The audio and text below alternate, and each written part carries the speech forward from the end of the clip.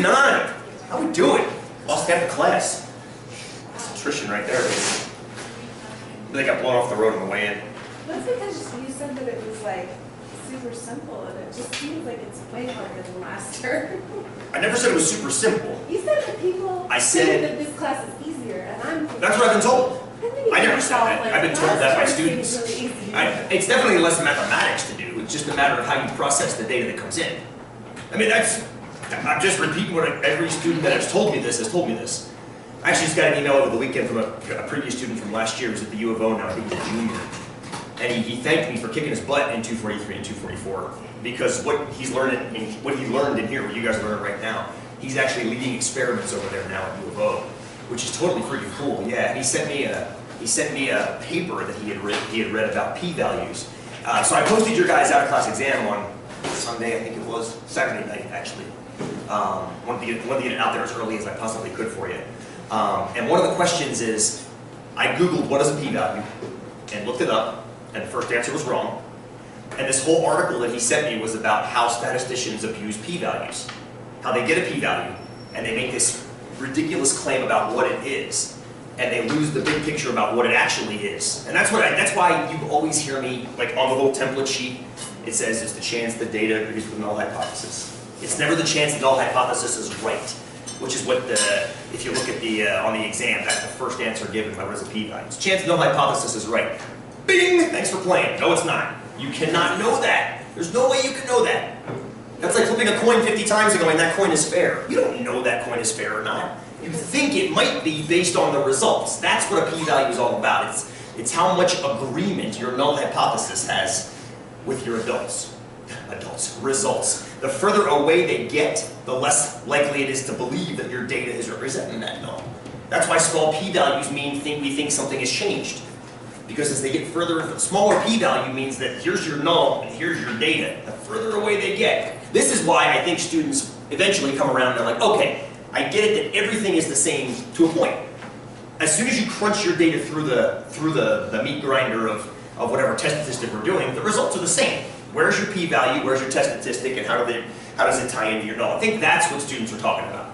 Yeah, that seems easier, but it's like, I don't know why. It's hard for me to figure out which is which, and I don't know why. Oh, the hypotheses? Yeah, when I look at the data, I'm like... Try to think of it like this. Well, first of all, realize that I tell you the claim we're testing. In class, I don't always have it written down on your data sheets what claim we're testing, but we always verbalize it in class. I either have you guys draw it out, or, you know... Yeah, and then I go home and I'm like... Well, but don't worry about that. You'll either have the claim given to you, or we'll discuss it in class. I mean, in 10 weeks, you're not going to be able to come up with your own experimental claims. That's what David was sending me an email about. A year later, he's now running experiments. You're getting the kind of the ground floor here, and you build upon that in your later classes. But for sure, don't feel like you should be able to do all this stuff from 0 up. Right now, it's all about getting the mechanics. That's why I keep steering us back to mechanics when we get a little bit sidetracked with like, well, that data sucks, this data sucks. Well, it might.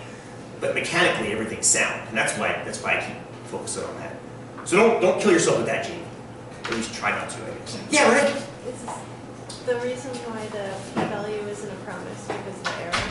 Well, probabilities are never promises. Our p-value, the big P just stands for probability. Yeah. Right? And there is a measure of error, for sure. But there's also, you mean the margin of error or the type 1 error?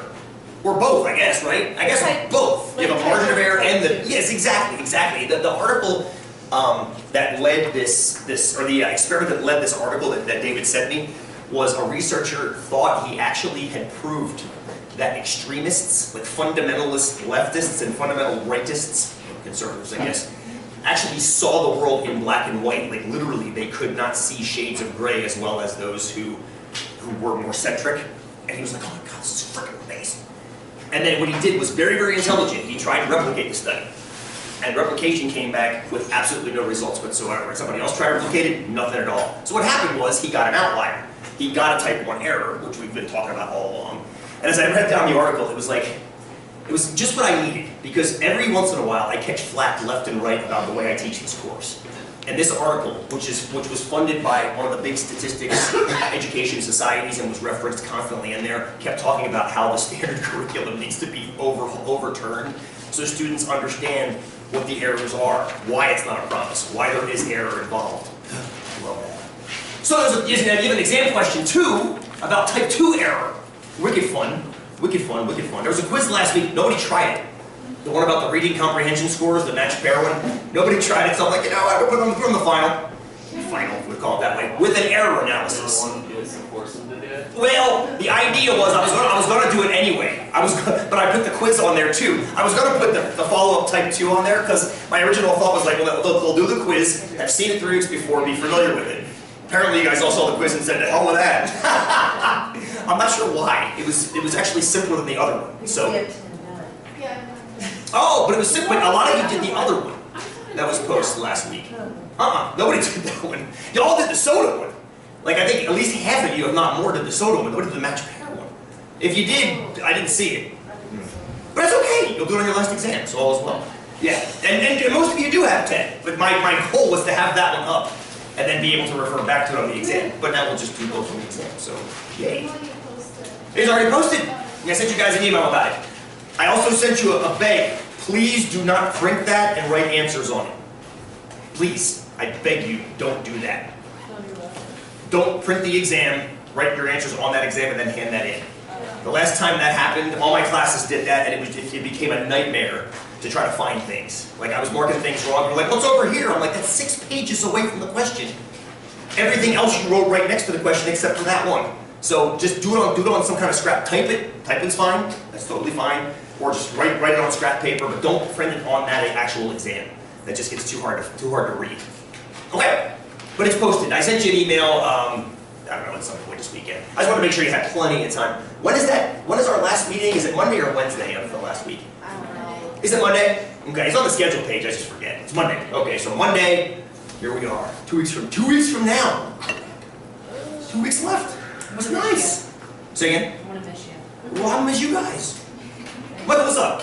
Oh, you're just moving. Excited. Just excited, like, woo! There. Almost there, baby. We're almost. We're back.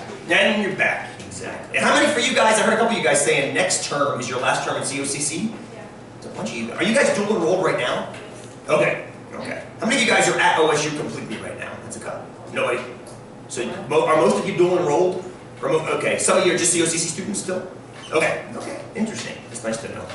It's good to know. I just had some OSU students come up for help at my office last Wednesday, and they got kicked out of the tutoring center. Because I guess once you're not dual enrolled anymore, they're not technically allowed to help you tutoring-wise, because it's a COCC tutoring thing. So hint, don't tell him that. Yeah. I'm not saying that or not saying that.